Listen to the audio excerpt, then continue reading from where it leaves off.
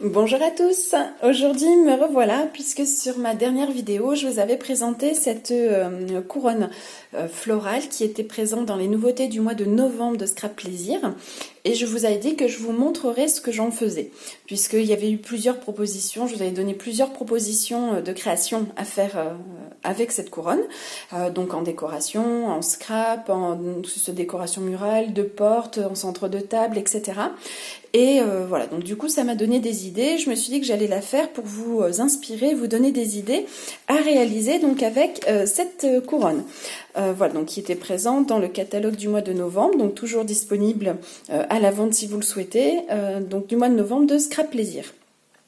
Donc je vous montre, donc j'ai utilisé, hop, voilà, donc en fait j'ai fait effectivement une toile avec. Donc j'ai utilisé une toile, alors attendez, au niveau de la taille, je crois que c'est marqué derrière, donc 35 sur 27. Voilà, donc qui est rigide, vous voyez, elle est cartonnée, mais elle est fine. C'est pas comme les tableaux habituels. Donc là, celle-ci est fine, donc voilà, je trouvais ça sympa, j'en avais en stock.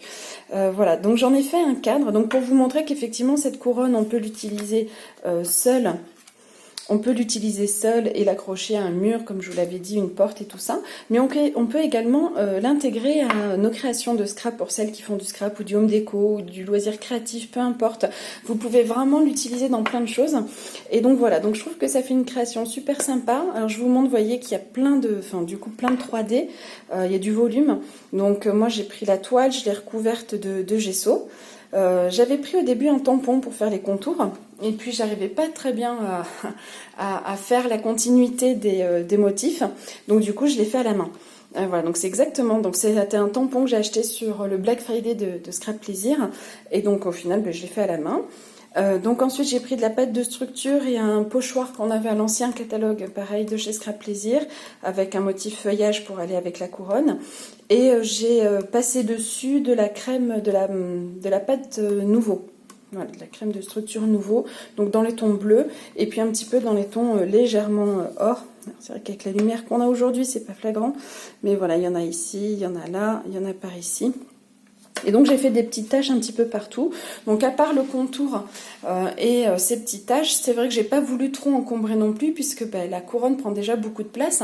Donc j'ai pris le parti de prendre des photos en noir et blanc pour que ce soit quand même plus calme. Mais après, celles qui souhaitent rajouter plus de texture, plus de choses, bien sûr que c'est possible. Et voilà, vous pouvez aller à fond. En tout cas, moi, c'est un résultat qui me plaît bien. Voilà, qui du coup, pour un cadeau, pour les mamies en cette fête, pendant les fêtes de fin d'année ou sur un mur, ou enfin voilà, moi je trouve vraiment sympa. Ça s'adapte complètement du coup, vous voyez, à une création donc de scrap. Ça a été très simple à faire. Une fois que j'ai fait ma couronne, je vous dis, j'ai fait le fond en gesso, j'ai fait les décorations ici. Et en haut, en pâte de structure, j'ai mis de la couleur, j'ai fait les contours et ensuite j'ai essayé de trouver l'aménagement des photos qui va avec, sans que ça cache non plus complètement la photo, mais que voilà, les deux ça suffisait et je trouvais que c'était sympa. Donc voilà, un des exemples que vous pouvez faire avec votre magnifique kit de couronne florale. Donc vous voyez, effectivement, on le commercialise au moment des fêtes de fin d'année, mais ça peut tout à fait faire un cadeau qui va vous servir tout au long de l'année. Et moi, je trouve ça vraiment sympa. Et en tout cas, voilà, ça a beaucoup plu à la maison. Les enfants ou mon conjoint ont trouvé ça très sympa. Avec peu d'efforts, une fois que vous avez fait votre couronne, vous avez tout de suite une réalisation très simple qui peut être offerte et qui peut être utilisée pour faire un cadeau de fête de fin d'année. Voilà, donc c'était une vidéo très courte, mais je voulais vous montrer un petit peu parce qu'on voit beaucoup cette couronne plutôt sous forme telle quelle de couronne murale, mais je voulais vous montrer vraiment une autre utilisation et je trouvais vraiment ça très sympa.